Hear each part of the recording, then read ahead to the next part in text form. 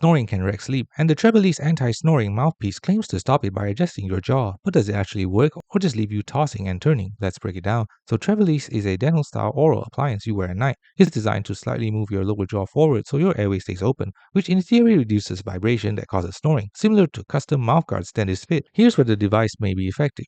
Many people with positional or mild snoring see reduced noise because the airway stays more open. It's non-invasive, easy to wear, and doesn't require electricity or surgery. Similar FDA-cleared mandibular advancement devices are clinically shown to improve snoring in the right users. But here's real talk. It's not a cure for everyone. Snoring from sleep apnea, nasal blockage, or obesity may not improve much.